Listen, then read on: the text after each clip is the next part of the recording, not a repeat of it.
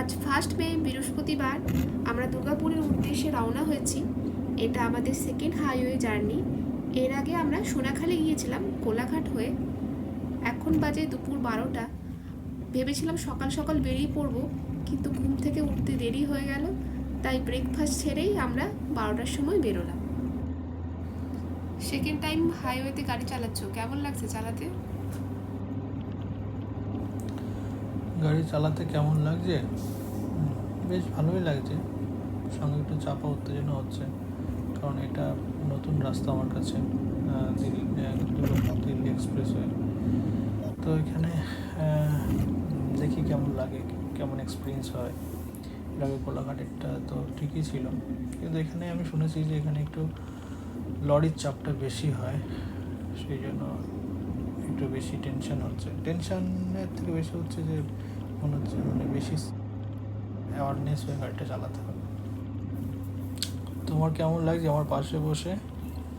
আমার তো বেশ টেনশনই লাগছে, কারণ কন্ট্রোল তো আর আমার হাতে নেই। তুমি গাড়ি চালাচ্ছ, তারপর তুমি নতুন, আর কিছু হলে আমি তো কিছু করতে পারবো না, তাই আমার কিন্তু বেশ ভয়ই লাগছে।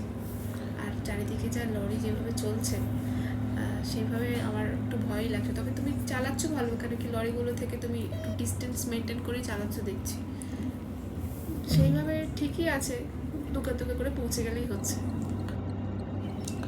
ঠিকই বলেছ, তোমার জায়গায় আমি থাকলে একই ফিলিং হতো, বাট ভয় পেলে তো তুমি এনজয়টাই করতে পারবে না। এরকম এত সুন্দর রাস্তা, লরি আছে ঠিকই, কিন্তু যেরকম শুনেছিলাম এখনও পর্যন্ত সেইভাবে পাইনি। জানি না সামনে কী অবস্থা। যখন লরি ফরি খুব বেশি হবে আমি আস্তে আস্তে চালাবো।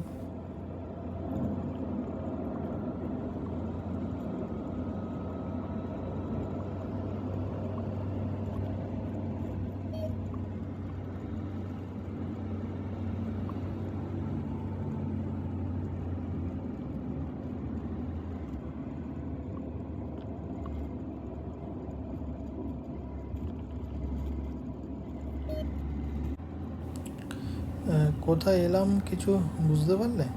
না, আমি কিছু বুঝতে পারছি না কোথায় এসেছি। বাঁদিকে কি একটা লেখা লেখা গেল, ঠিক বুঝতে পারলাম না। তো বাঁদিকে একটু খেয়াল রেখে, তো ওই দেখবি কিছুক্ষণ পর পর সবুজ রঙের ফলকে লেখা আছে আমরা কোথায় এসেছি, আর সামনে দুর্গাপুর কত দূর বা কত কিলোমিটার বাকি। সামনে একটা এসবিএসটিসি বাস চলছে, এটাকে একটু সামনে চলতে হবে, কারণ এসবিএসটিসি বাস যেভাবে চলে সবসময় 100-এর উপরই চলে। কি সুন্দর ফাঁকা রাস্তা, যদি পুরোটা ফাঁকা হতো, যদি কোনো লরি ফরি কিছু না থাকতো, আরও বেশি ভালো লাগতো চালিয়ে। আমাদের টাটা টিয়াগো চেপে কেমন লাগে তোমার? কেনার সময় তো অনেকে অনেক কথা বলেছিল, টাটার গাড়ি অনেক সমস্যা আছে, এই অনেক প্রবলেম হয়, অমুক তমুক 700-713।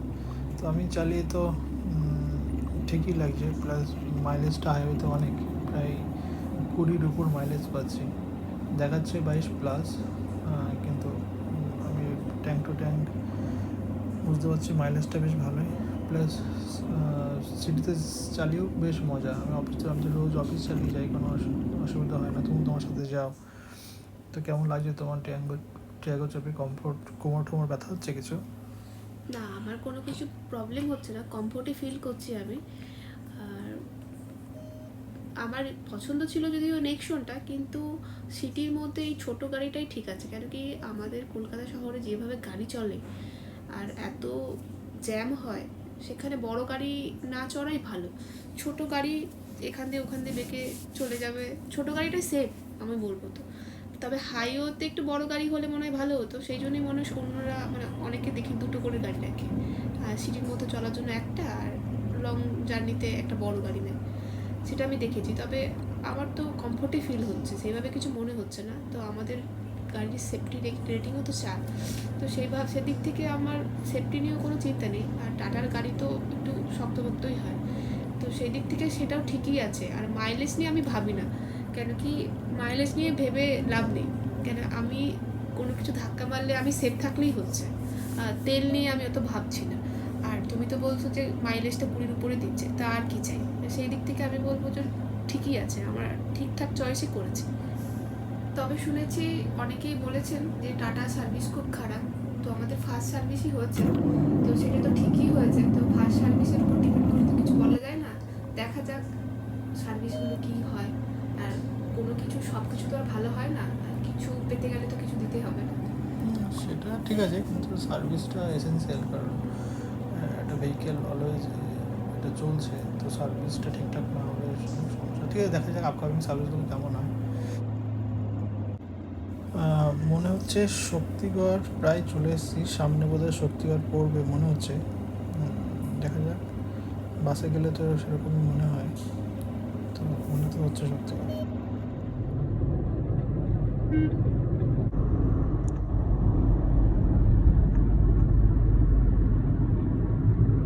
এখন আমরা শক্তিগড়ে, এখানে নেমে একটু ল্যাংচা খাবো।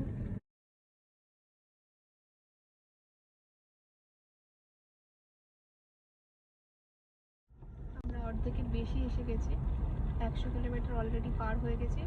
আর বেশি দূর নয়, 75 কিলোমিটার গেলেই দুর্গাপুর পৌঁছে যাব। আবার আমরা শক্তিগড় থেকে একটু হালকা টিফিন করে, টিফিন বলতে আমি একটা ল্যাংচা খেয়েছি একটা, তারপরে বলছে যারা খুচরো নিই 5 টাকা, আমি তাহলে আরেকটা ল্যাংচা দিয়ে দিন 5 টাকা, ছোটো একটা পকেট ল্যাংচা দেয়। খেয়ে বেরিয়ে পড়লাম।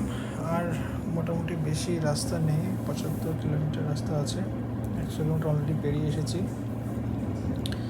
তো কী হলো, 100 কিলোমিটার চলে কেমন লাগছে? চালাচ্ছ ঠিকই লাগছে, কিন্তু তার মধ্যে একটা চাপা টেনশন কাজ করছে। আচ্ছা আচ্ছা, ওটা কয়েকবার ট্রিপ না করলে না চাপ।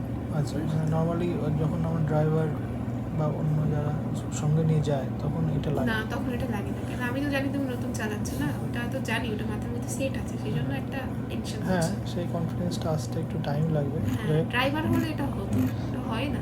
তো আমরা কিন্তু রাস্তায় সেইভাবে মানে ভীষণ লরি কিন্তু আমরা পাইনি। ভীষণ লড়াই পাইনি, কিন্তু তাও বলা যায় না কখন কি হয়, তাই একটু টেনশনই আছে। আচ্ছা, আর বেশি রাস্তা নয় এখান থেকে দুর্গাপুর স্টেজটা আশা করি স্মুথই থাকবে, কারণ যে ডাইভারশনগুলো ছিল আমরা সব পেরিয়ে এসেছি ম্যাক্সিমামটাই। তো দেখতে দেখতে আমরা অনেকটাই চলে এসেছি, আমরা পানাগড় ঢুকছি,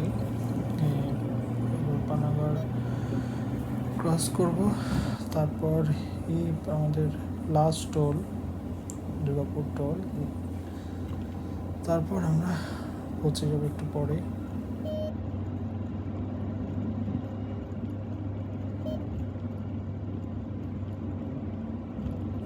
আমরা দুর্গাপুর টোল ক্রস করে চলে এসেছি। এবার সামান্য একটু সামনে গিয়েই সামনে মুচিপাড়া, আমরা মুচিপাড়া থেকে হাইওয়ে থেকে এক্সিট নেব আর চলে যাব বিধাননগরের দিকে। তো ওভারঅল আমাদের জার্নি ঠিকঠাকই ছিল, দেখা যাক আর কোথায় মিনিট 5-7 আমরা পৌঁছে যাব বাড়িতে।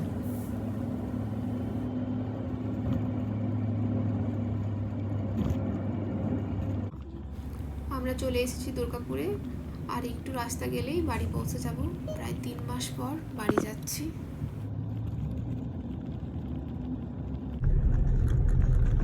দেখে মনে হচ্ছে শীতকাল এসে গেছে, তাই না? হ্যাঁ, কি সুন্দর সত্যি।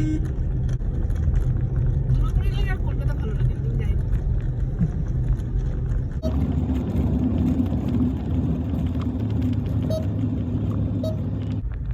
খুবই লাগছে কালের মধ্যে।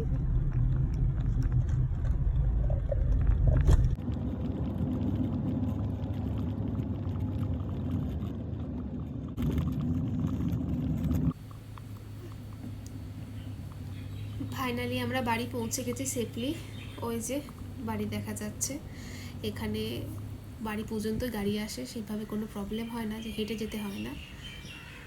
ব্যালকনিতে গাছগুলো খুব সুন্দরভাবে বেড়ে উঠেছে, আমার শাশুড়ি মা সযত্নে গাছগুলো বড় করেছে। কি সুন্দর ফুল এসেছে দেখুন, লাল ফুলটা বেশ সুন্দর লাগছে দেখতে। আজকের ব্লগটা এখানেই শেষ করছি। সবাই ভালো থাকবেন, সুস্থ থাকবেন। ভিডিও ভালো লাগলে লাইক, কমেন্ট, শেয়ার করুন, পাশে থাকবেন।